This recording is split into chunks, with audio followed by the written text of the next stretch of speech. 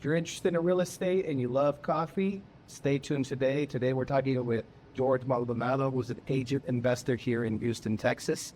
And do you want to introduce yourself? Tell us a little bit about yourself, who you're with, and what you're doing here in Houston. Yeah, so my name is Jorge Maldonado. I've been an agent for going on 3 years.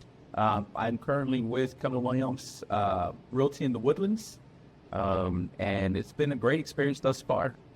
When you came in, did you go straight to Keller Williams after being there the whole 3 years, or what was that journey like? Yeah, so it's that journey was quite unexpected, right? But when I did start with Keller Williams. I interviewed several brokers, and just got the college environment feel there. Okay. So they have a huge 2-story building in the Woodlands, and it's solely for Keller Williams. Okay. So we don't share space with other businesses, other vendors, stuff like that. How's it for that? Keller Williams. So it's great. So I went to San Diego State University, so it had kind of like that university vibe. Yeah, Bearcat.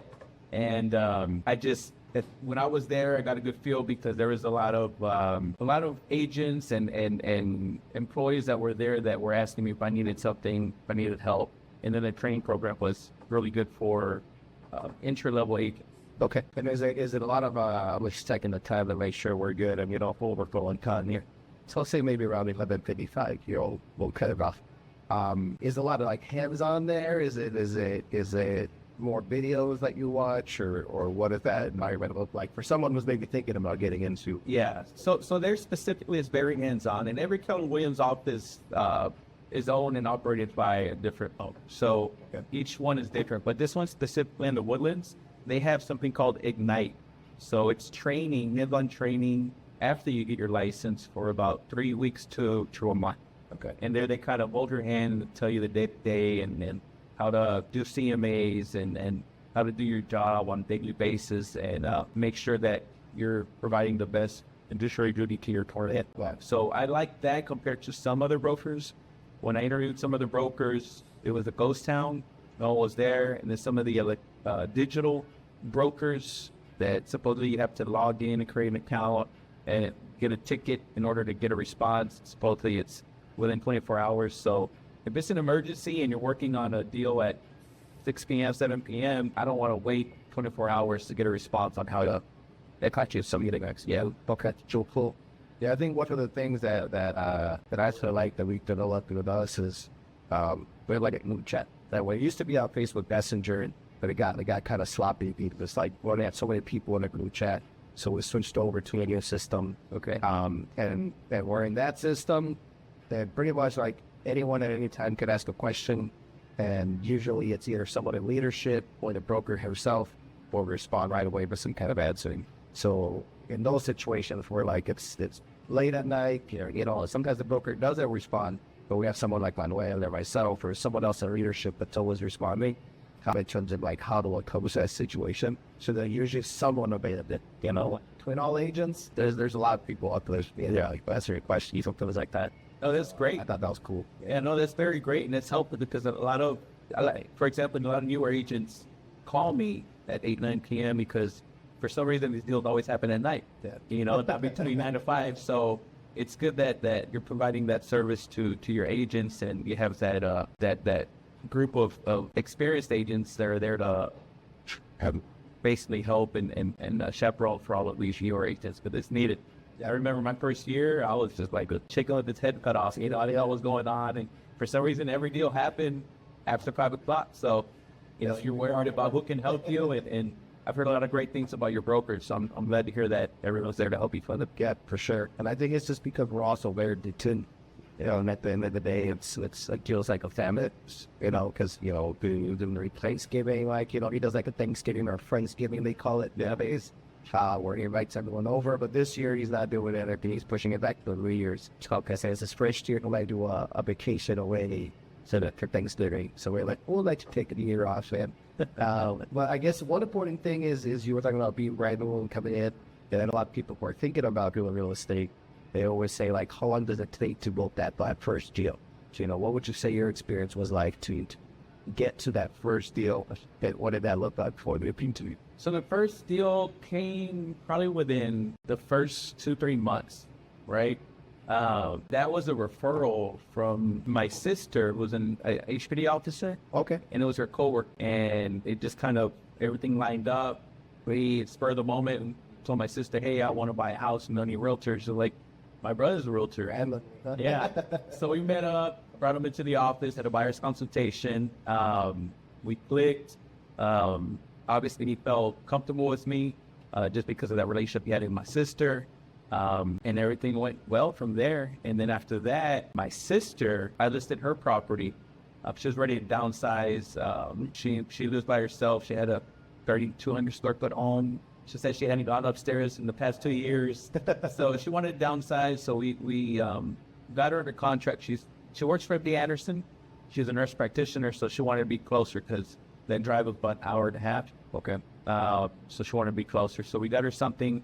Whenever I found out that East River was going to be developed, we went ahead and found something right before everything kind of came to fruition. So she already has like $150,000 in equity in that property. Now that East River is developed and it keeps expanding.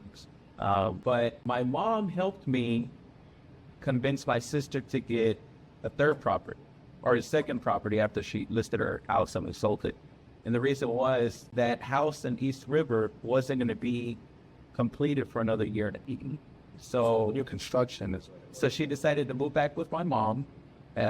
She's 48 years old, so she decided to move back with my mom temporarily until the house is built. Fortunately, they were bumping heads, but they were both used to living independently and by themselves. Yeah. So my sister called me. My sister called me one day. She was like, "Brother, I need to get out of here. I need to find a house. I want to try the Woodlands before I go to the city. So find me something in the Woodlands. I'll buy it, and I'll be there until the next house is completed, and then we'll rent that one out."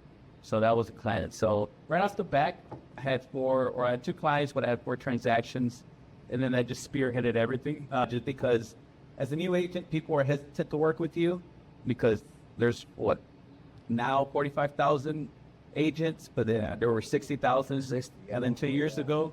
So a lot of people think we're a dime a dozen, everyone does the same thing, but fortunately that's not true, or fortunately that's not true. So once people started seeing my experience and the deals that my clients were getting on the buy side and the sell side, I started getting calls and referrals and questions, and that just kind of spearheaded my business. Which is kind of cool to see someone who started in like 21, right?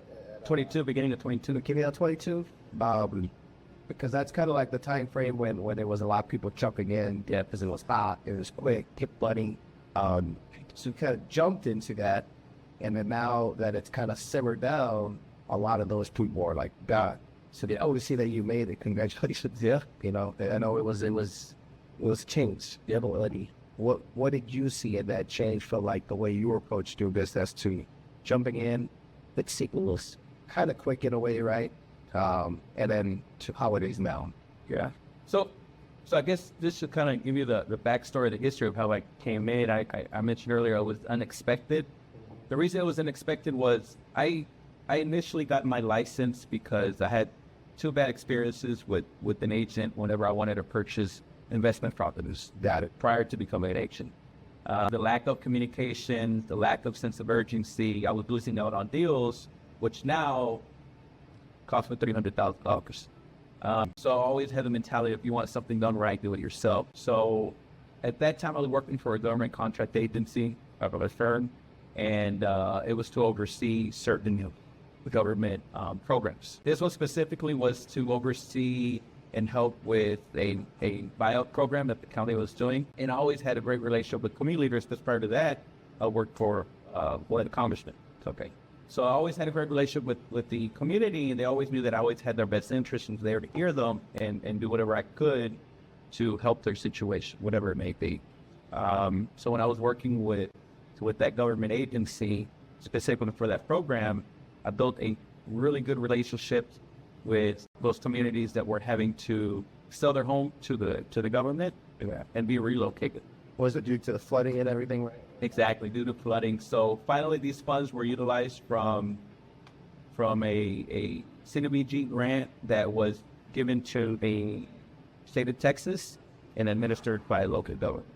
So I helped with that, My contract with that government agency was like 4 years, and near the end of it, it started spearheading as far as rolling out and actually purchasing the properties. So there's a lot of admin stuff and that backlog. So by the time my 4 years was up, it was basically the easy part was going into that. Once I got my license, I guess somehow the government agencies, along with the community leaders, found out I had my license, and they reached out to me saying, "We need you to help because things aren't looking to be good." I was contacted by some of the community leaders in the different communities. They were saying, "We don't trust anybody. We trust you. Help us get a house." So I had a large meeting with everybody that was created and organized by the community itself. And then they basically said, "We want you to help us buy our next property, and kind of guide us and advise us through this process." So it was a group of people that were getting bought out and now needed to find their next place. Yeah. And you were able to step in because you feel we were actually shed that and help them out. Exactly. And that's what also helped spearhead my unexpected business that started. So once I helped the first handful of residents that were in those communities, obviously word of mouth goes around. Yeah, so then everybody started telling everybody, "Hey, he got us a really good deal," because everyone's paying over asking in 2022. He was able to get us the house that we wanted, where we wanted, how we wanted, with the budget that the county was giving us, which at that time was fairly low, but I was able to make it happen. So that word of mouth went around, and I just started getting more and more business. And then it became not just the people in the program, but their friends and their family members, their coworkers, and my business slowly started flowing down to it. Cool. Yeah. Well, that's good, man.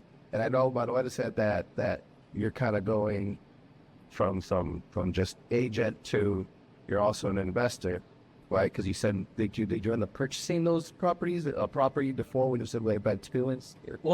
Well, actually, no. So once I got my license, it was at the same time that my wife and I found out that we were expecting a little one. So there was so much going on at the same time. So contract with that government contract firm ended. Got my license just before that, and then I started with Keller Williams doing the training, and then shortly after that, I was reached out by the community in regards to that.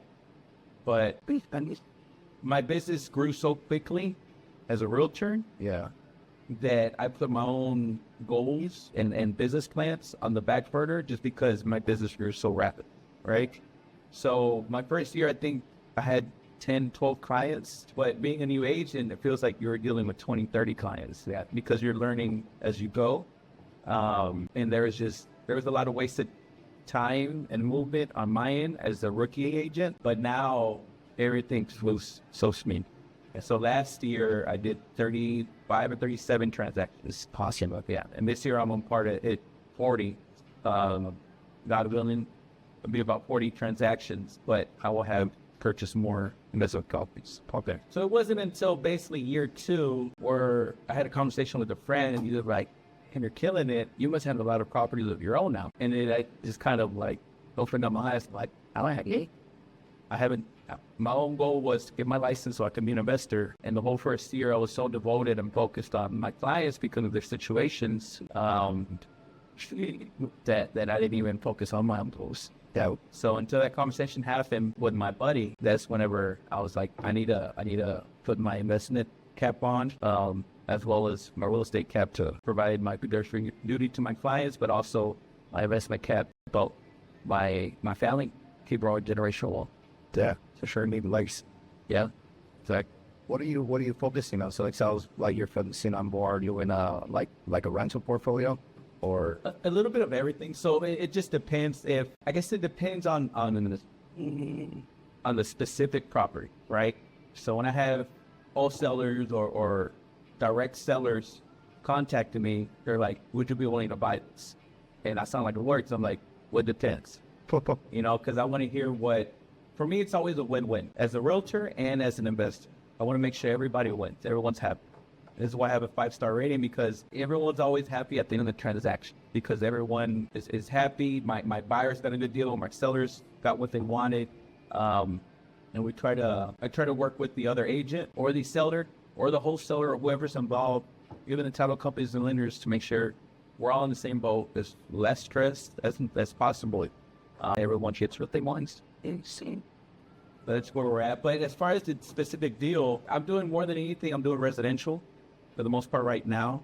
But depending on the numbers, I'll decide if I'll flip it, if I'll buy and hold and just rent it out, or Airbnb it. And like, there's a lot of factors that depend on the specific. Just depends kind of like what the number price, location, and yeah. Okay. And do you try to focus mostly in Houston? Or are you open to expanding outside of Houston? Or yeah, actually, I have one property in Conroe right in front of the freeway in Fox Run. So it's Spring, but it's north of 99, east of 45. So that's one of the rentals I have.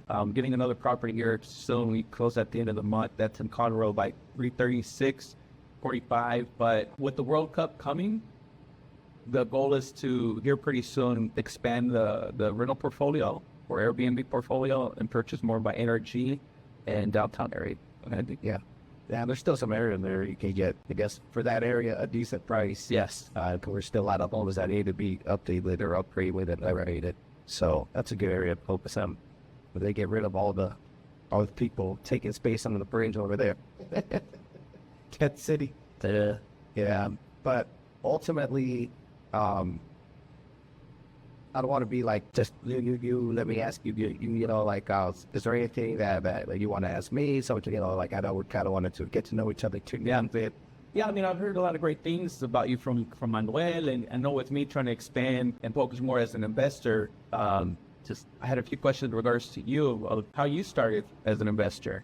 And I guess at this point, what does your portfolio look like right now? Yeah, so I started, my first purchase was maybe when I was 22-ish, 23. I purchased, it was a program called NACA in Chicago. And they let you buy multi-family units as long as the rents are going to offset, the difference that you pay a mortgage, and you're required to live in a unit.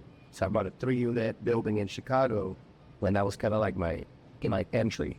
At the time, I read a lot of like Rich Dad, Poor Dad, Neo's kinds of books, and everything was just saying buy real estate. Buy real estate, because that's where you're gonna have secure your money over like the stock market. And I just felt like the stock market was a big gamble, and it's like basically legal gamble.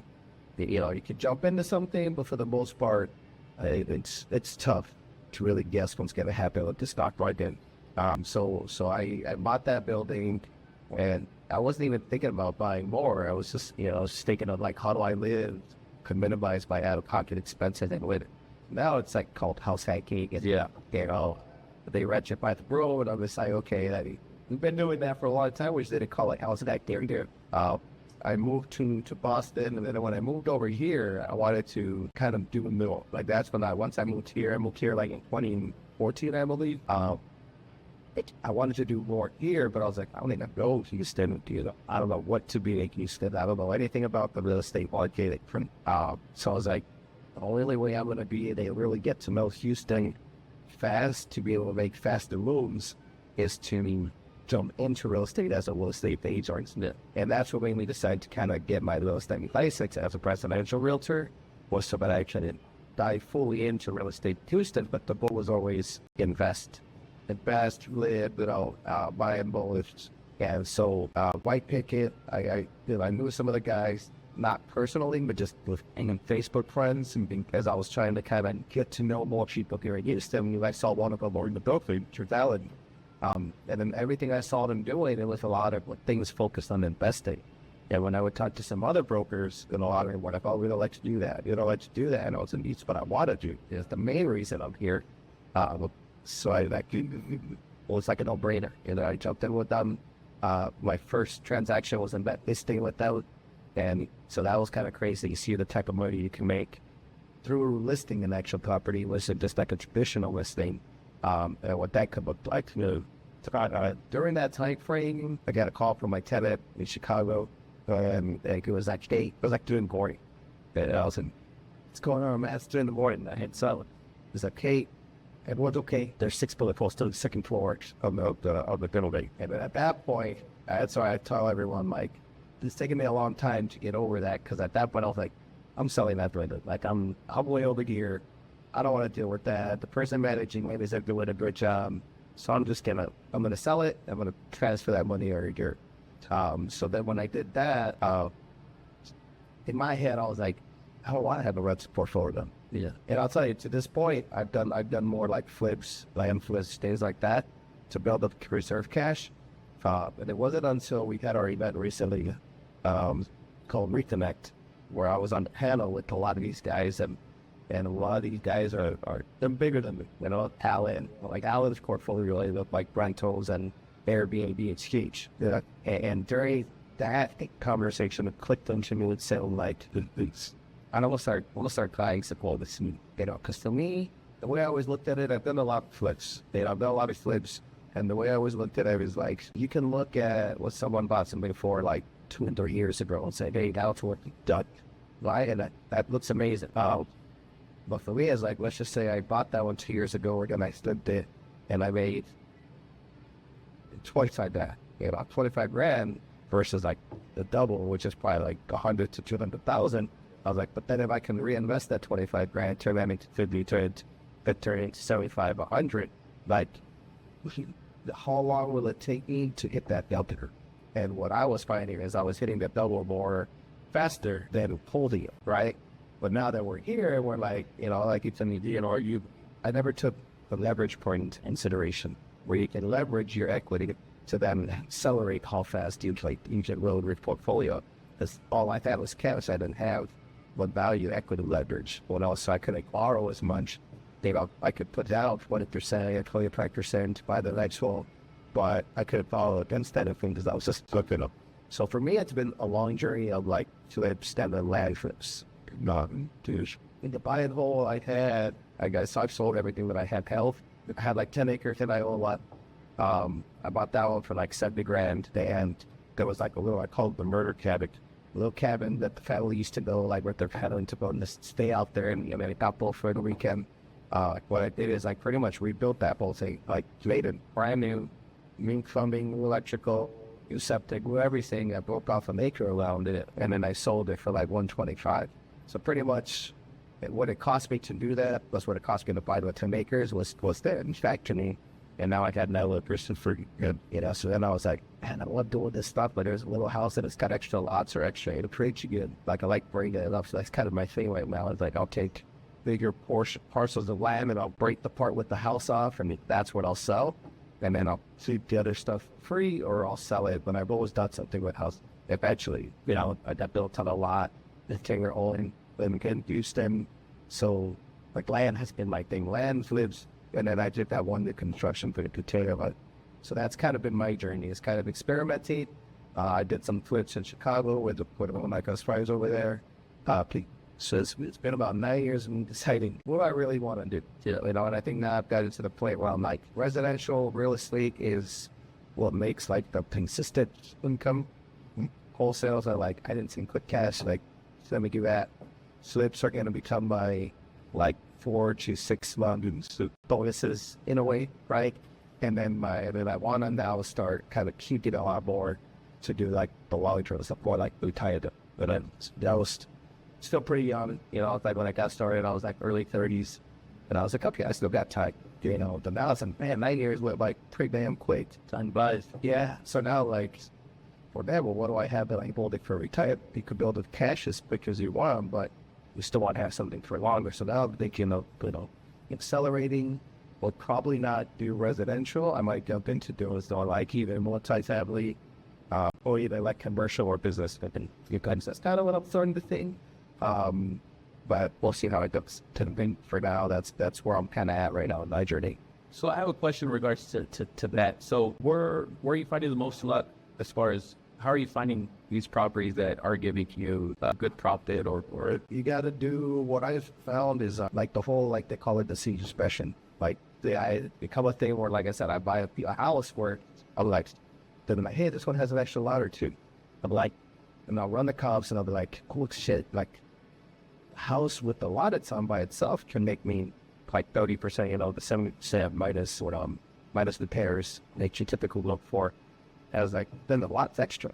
Like even if I sold the house with the lot, then I could keep the lot for free. Yeah. But if I add in the line, it's part of like the deal, like at listing secondary, like someone's gonna pay even more because they got bigger partner, you know. So like I find little weird stuff like that because most people don't even think of it that way. They're just looking at it and they won't even consider the fact that it has an extra lot of anything. Those think of it as like worthless always. So I try to find like little stuff that sticks out to me like that, and that's kind of become my specialty. But I also am a little bit further. Like I said, I have the 10 acres in Iowa. Like who the heck buys in Iowa? And I wish I had kept that because that fast the high-speed railway that's going to go to Dallas is going to run close to that area where I have those 10 acres. So there's going to be a lot of demand for housing in that area. So look at it back now, it's like, should I put other 9 acres? Yeah, maybe build some short-term housing down there so that all the workers are going to make the housing for the railway. Right now I have one that I'm about to sell in Huntsville.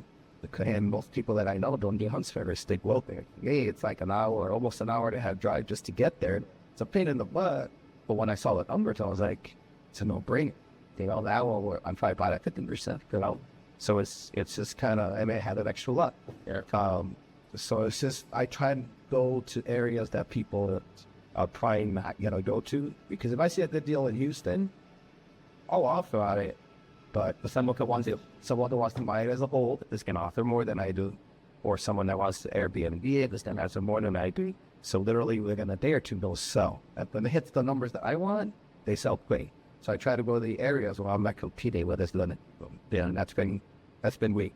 I don't look for them. They just naturally fall into my lap with what we do, or to wholesalers emailing me. So I run the comps all the time. Right, for every wine slip that I do, I looked at like 50 properties. I guess didn't even watch it one. But I just saw that one. Let me take the time to analyze it. I analyze it, especially if I see the word extra lot. I'm like, let me run the numbers. And probably 85% of the time, if it says extra lot in the description, hopefully all of a sudden I'm not competing with a bunch of people now looking for extra lot in the description.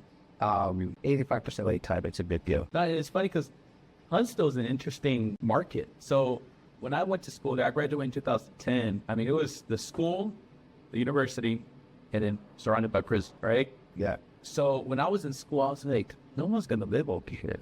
Unless you're local and you work at the school, or you've been born and raised there generations or whatever, or you work at the prison. It's like, other than that, like, no. But don't find out now, like, I'm getting so many builders reach out saying, hey, we're building in Huntsville, and it's rapidly growing over there. So that's one of those markets where I would have never saw it coming, towards becoming more populated, and it's the city itself is growing to become an actual city. Yeah, like Conroe and some of these other smaller cities that grew to large numbers. Like Montgomery County is now one of the top counties in the world, or in the United States. So just interesting. Yeah, because people are spreading out. There's like, I call it like reverse gentrification. It's like, so they came into the city and then now it's spreading back out because people want to get away from high prices and they want more land there. Yeah, the person buying that house sold down in like being a Clear Lake, then they got a job in Huntsville. And so it's not just university employees now. It's like you said, or the economy of tourist growth, has a lot more work. So that's just pretty cool too, because no matter where you go, as long as you see it, and I think one of the things is, if you've been in one spot your whole life, it's hard to see it. But I moved around so much. I was, my stepfather was military, so we got like restationed, and to me that helped me because the way you were talking about Huntsville, my school in Chicago was surrounded by a bunch of factories, like industrial factories, bugs everywhere. Like homeless people everywhere asking for a cigarette and money, and my car got broken into all the time while I was at college. Now you go to that area, it's like a really nice area, and it's expensive. And I remember when I first came to Houston, I looked at U of H, and I was like, U of H was my university in Chicago, but here at Houston. And when I got here, it was got safe, surrounded by broken down houses, like people like, you don't want to buy in that area, that's not good. And now, it's gentrified, and then you're getting like multi-family or student housing, like it's becoming, or it has already become, an expensive area to buy in here. And so I was able to see that because it reminded me of what happened at my university in Chicago. So I try to keep that, like, as I notice little things when you're driving around and you see, you know, 3 rows of townhouses all of a sudden in an area that you would never see 3 rows of townhouses.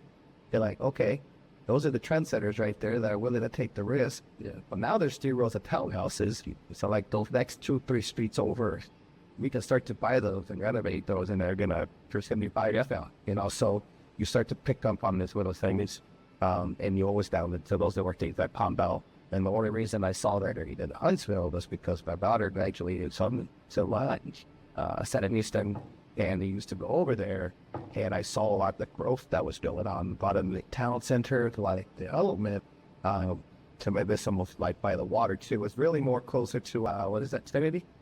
Right? So it's Huntsville, but it's probably like Riverside, Trinity.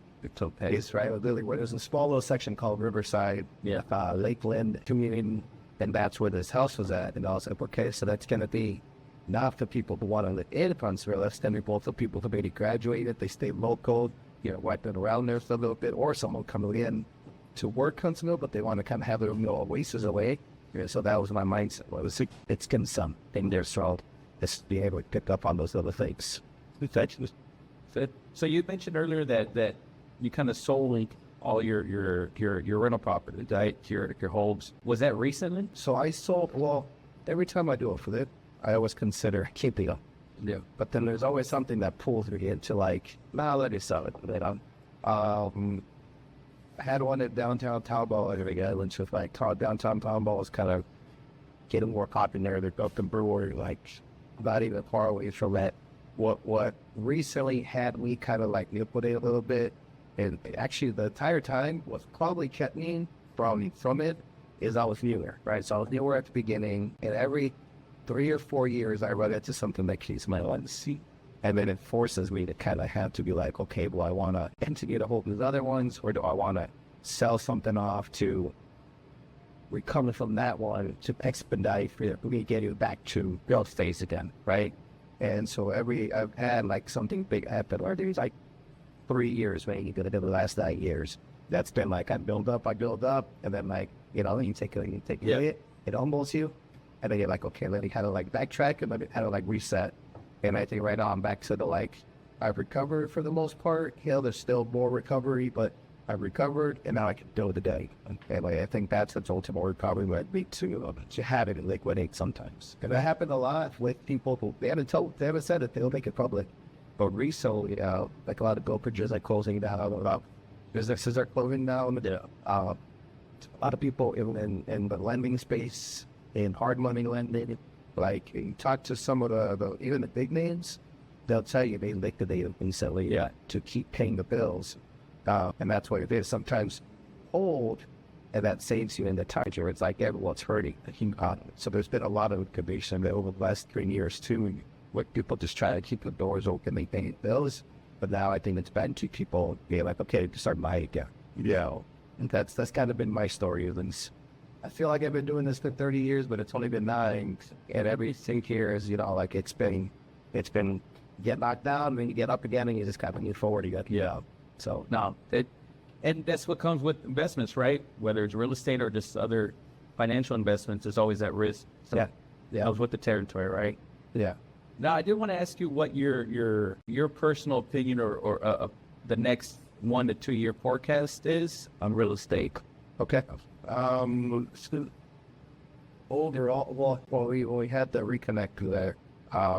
One of the guys on panel, Danny Garcia, pretty guy. Not the boxer, right? No, not that guy.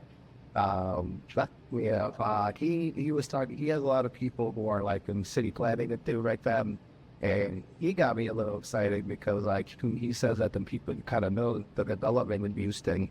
I basically told him like, hey, in 10 years you gotta be able to recognize Houston. So it just shows you that things are just gonna keep changing. What it's gonna be, you know, we have a diverse economy. So I think it's gonna stay strong as far as buy. More people are gonna sleep buy. People are moving here for cost of living. Companies are moving there because it's cheaper to operate in Texas. It's more friendly towards businesses, especially a big business. So you have a lot of big businesses moving to Texas. So I think besides just Houston and Texas in general, But Houston helps because of like the hubs that it has. So I think it's just going to continue to grow as far as population.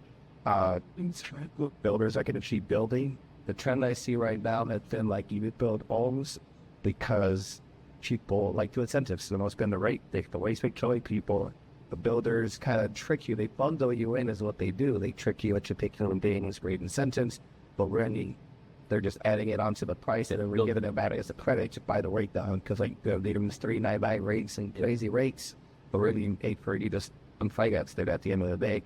I've been seeing that moving into like the resale site where we're still not in a full balance market, but we're in a market again, kind of like pre-COVID, where sellers have to get the credit to either help buy the rate down or help pay their closing costs there. Prices have kind of relaxed a little, where they're just not growing crazy anymore. They're still over what they were anymore. There's still an equity gain, but I think it's going to be more of a balanced market over the next 2 years.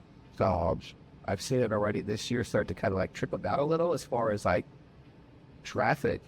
But you saw already the rate adjustment. So it's like, and the rate adjustment is going to tell you where the market's at. And the rate's going down, that means buyers aren't as confident. They're not pulling the trigger as fast as they were before. So the rate drops because inflation drops, and then you're able to kind of get buyers back out. And they're like, okay, the rate's a little better.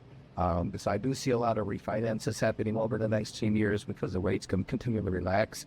And I think in the next 2 years, it'll probably settle probably like high fours. Mid fours would you like the lowest I could see it going. But after that, I think it would stabilize. So I think it'll probably stabilize between 4.5 and a 5.5 somewhere. And that'll probably start probably in 3 to 5 years. Which is normal, right? Which is normal. Yeah, that's still good. I mean, I think historically average is like 7 or something. So even now, it's still a good rate. But when you were spoiled at 2.75, 3.2, It's only happened once in the history ever. That's the lowest it's ever been. So that's, in our lifetime, I don't see that happening again unless there's some kind of big change that happens that allows for that to happen. Yeah. But I think it'll stabilize 4.5 to 5.5, and it will be kind of balanced over the next 2 years. It'll be where you can't sell your house. But the houses that still sell quick are the houses that are like picture perfect. Both look like model homes that they got renovated to the point where they look to immaculate. Homes that need work, sitting a little bit longer. They have to offer some kind of incentive. No matter how cheap it is, people still go in and say, oh, but this is bad, this is bad. So it's just more of a balanced market than without. So you got to have a little bit of experience to kind of know how to navigate it, because it's not what can easily know. Yeah, we definitely noticed that. And the crazy thing is in Houston, is I always have clients and friends and family, even people from other states ask me, how's the market? Right? That's the favorite thing people like to ask agents. And once again, I turn into like a lawyer. You should have been, right? Because this market is so different in different parts of Houston and surrounding areas, right? Like the Woodlands market is totally different from Aldine, right? You can't compare. Because Woodlands, you're still getting top dollar. You're still selling immediately because there's lack of supply. In some other areas where maybe the homes aren't in the best condition, the crime's not the best. It takes a while. Maybe you're waiting 4 months to sell a property compared to Woodlands, who might wait 20-something days. Yeah. So it's definitely interesting, and there's not one answer for everyone when it comes to these questions that we're asking. They really ask us. Right. I like to think of us more of like as consultants, than just realtors, right? Because there's realtors who just, the market's always great. It's always a great time to buy. It's always a great time to sell. There's been times when I've told people like, hey, it's not the best time. Give me 2 months, and in 2 months we'll be good. Like there's people that are closing right now that I've been working with since March. But that was different. In March, we couldn't ask for incentives the way they're asking for incentives now. Like I had somebody that I just got a $12,000 credit for, and they did some repairs for it. So it's different now. Another one that the whole appraised at 355, believe that it actually maintained. So you're starting to see a difference. And sometimes it takes not wanting to push money, and be willing to tell your clients, like, take it, that's you're willing to be patient, you're not in the time crunch, we're going to find you that perfect deal. And those are for like clients that need the closing costs, that they don't have the cash or the available funds to make a quick purchase. The other ones that do, sometimes it's better for them to just buy now before you don't know where the market's going. You can afford it now, let's go now. So it's all about knowing how to approach it in every situation. Good. I did have a question in regards to the brokerage, because I know initially it started off with Alan being kind of like a sole investor, right? And then he created the brokerage. Yeah. Which is a bit different because a lot of brokerages start out more of the retail, residential. We're going to focus on that. Even to this day, I've talked to many different brokers and owners of brokerages, and they kind of steer away from investments and the wholesaling and the out of the ordinary transaction, right? Because one, they may not be knowledgeable about it, and they're wary of getting sued, because the first thing everyone in real estate is scared about is, I don't want to get sued. So Especially right now, yeah. so if it's not typical or something you see every day on a standard track, contract, people just kind of like, well, no, we can't do that, right? Yeah. So what differentiates White Picket Realty from other typical everyday retail brokerages on the investment side? I think it's kind of what you said, is that it started off as an investment brokerage. So all they did at the beginning was investments. They didn't do retail at all. And then just naturally, like you buy someone's house cash, and then they're like, hey, so what do I do? And at the time, there was nothing they could do. Like, well, go talk to an agent and find a house. Now we could say, well, we'll help you find your next place too. So it's a combination, and it naturally progressed into like the investment deals led to retail demand. So then we just spread his wings and allowed agents to come in under as a brokerage and start to help the retail side. So I think what makes him confident, be able to be like, okay, go ahead and do investment deals, is the fact that he has pretty much done almost any kind of investment deal you can do. So he's confident that if we don't know what we're doing, for some reason, we always have a resource to go to and be able to get the help we need to be able to close that deal. And he knows what to look for, because every deal goes to his admin, who looks at the paperwork, and if there's anything questionable, like, he gets brought in, looks at it, and he can make sure that it's being done right. So, because there's still liability, right? We don't want an agent who's the first year in with month one in and doing a wholesale deal. Yeah. Because there's difference between being a wholesaler and being an agent in wholesales, different level of disclosure that's required. So like with me, I run everything in the brokerage. Even though I buy properties that have nothing to do with buying them through the brokerage, I run it as an agent to myself, to my companies, so that I always have that paper trail. So we have a paper trail for everything, so that if it ever came back to us, that someone said this is what happened, we can go look at that paper trail. We'll say, what is exactly the way the transaction went? Yeah. Is what was disclosed? We're good. So luckily, to this point, we've had little dumb stuff that comes up, like that had nothing to do with the transaction that's going on the personal side and stuff like that. We've been able to get to any kind of complaint that has come our way, which haven't been many, considering how many type of deals we do. By being able to pull up that file and be like, well, this is what it looked like. And it's because we have people like Alice, like right away, and like myself, that have been doing it long enough now, that if somebody needs to know, like, what does my file data look at? Like, we help them out with this. So I think it's just more the fact that there's a lot of agents within the brokerage that have at least delved into the investment side, or have clients that they help with on the investment side, that there's always someone that any of our agents can go to. And right now we're still like small boutique, like I said. As we get bigger, the plan would be to have more like someone dedicated to compliance, both compliance on the retail side, but compliance on the investment side too. So that's kind of why we feel confident in the way it's. We've been there, we've done it. We know what the paperwork should look like. As long as everyone's following that, to be cool. And then on top of that, we try to have trainings where we kind of teach our agents about what it looks like to invest, what do the face sheets look like, what are the calculations to decide if it's a good investment or not.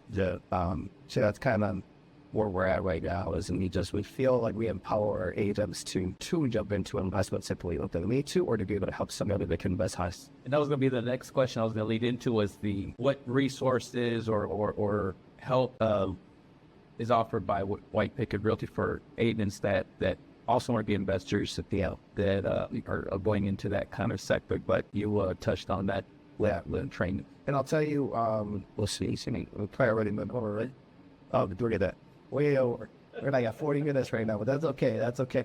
I guess we could finish off with kind of like talking about it a little bit, where we spun our wheels a lot over the years where everyone says they want to do investments. Well, they come in and you train them on like what it looks like, but they never pull the trade. Yeah. Right. There's a lot of people that are afraid to take that first step, do the first investment. So what we're working on right now, we're working on a way to kind of like let us just dip into it for people, because we want all of our agents to invest. And that's one of our goals is we want every agent to own a property or have done a flip or have done something on the investment side. So we're starting a program. There's no official name for it. Coming up with name ideas right now, but it's going to be where we allow our agents to contribute a portion of their closings into, kind of like a partnership fund, where when the fund grows big enough, we take those funds and do like either buy a rental property or we buy a property to flip. And through being involved in having contributed to that fund, the agent gets to be part of the process, right? They get to go, if it's a flip, they get to kind of like go and see it beforehand. They get to kind of walk it, make decisions on like, words that look like, just kind of get a feel for make sure you do it yourself without having fun and both of yourself. And we decided to go that route because those agents, most of those agents, they can afford to contribute that 5% of their commission check into that fire, but they can't afford to save 20, 30, 40, whatever it takes to do that project. So we're trying to accelerate that timeline for them where they get to build their feet wet. And hopefully after a few of those, they'll have built up the funds and the confidence to be able to do it on their own. So that's kind of the route we're going. We want to reward the people that take some kind of action and not just keep trying to off the training, but then they never too mess with me.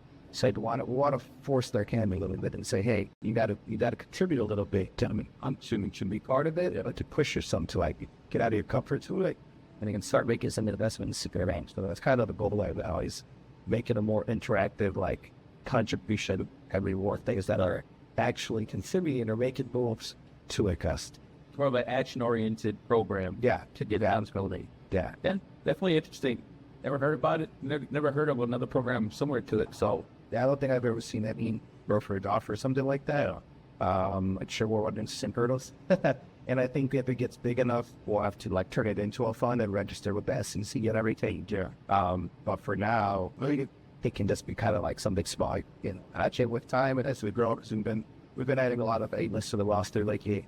And I think we're a good idea probably too. Right now, we're on the goal to hit 58. So we'll play with this. We might get close to that by the end of the year. And then next year, I think I told my lawyer once we hit 50, like, let's just get them on skyrocket. And then at that point, we kind of have, that fund could go really quick. So then at that point, we'll want to get legal reforms to create like a full-on inspection of what that looks like to do it and be compliant, like at the, it'll be treated like a fund at that point of trouble. Good. Then, I'm good. I'm looking forward to see the fruition of that program and how far it goes. Just nobody's still made yet. Copyrighted, by the way. So I didn't take it. It is copyrighted. Well, it's been good talking to you, man. I know we went over a little bit, but it was, like I said, you start talking and then just what happens when you talk about real estate? And that was our point. We were like we're gonna have to cut ourselves off, man, because start talking about one thing and then 15, 20 minutes, you could talk about just the market's like them to get in 20 minutes, let alone individual investment, have of concepts and things like that. So, but it's good to meet you, man. No, thank you for the invite. Truly an honor. I look forward to keep working with you, Manuel, and the team. I'm always interested in attending your the monthly reconnects and events that y'all have. The last one I attended was at the brewery in downtown, so that was a fun one. So so we switched. That's why we switched to reconnect because the brewery was fun.